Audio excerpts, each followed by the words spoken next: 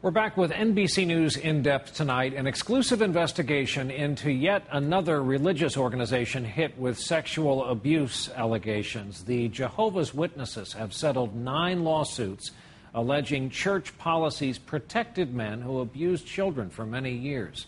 In settling, the church did not acknowledge wrongdoing. Now, evidence has surfaced that leaders did know about some of the men, but apparently never informed authorities.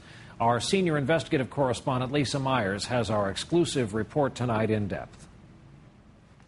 Frederick McLean is among the country's most wanted fugitives, accused of molesting children for almost a decade. His typical victims were young girls, I think starting around 5 or 6 years old. Authorities say McLean, who restored race cars, was a respected leader in this congregation of Jehovas Witnesses. His role in the church was significant because we believe that his participation in the church gave him access to his victims. The Jehovas Witnesses recently agreed to pay to settle a lawsuit that alleged the church knew or should have known McLean was a pedophile.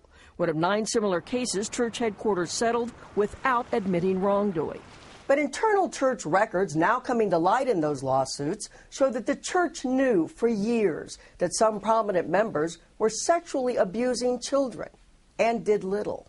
Example, James Henderson. Documents showed the church knew he was abusing kids as early as the 1970s and stripped him of his leadership role for a while, but apparently never alerted police. He was finally arrested in 1994 and went to prison, having molested children for 2 decades.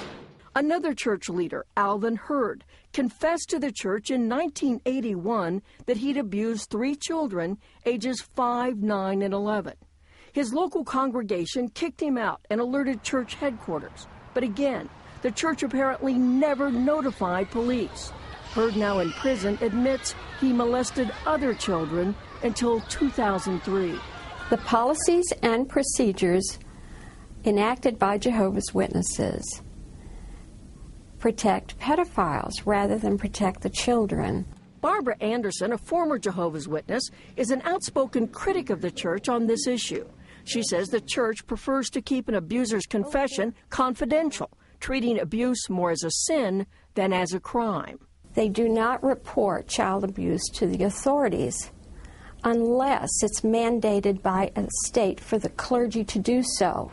The church declined to speak on camera, but in a statement wrote that it does not condone or protect child molesters, that cases within the church are rare, that members have the right to report the crime to authorities, and that church elders comply with child abuse reporting laws.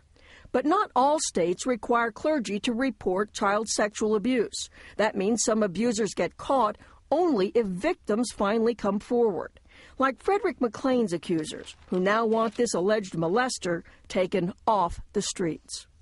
Lisa Myers, NBC News, Washington.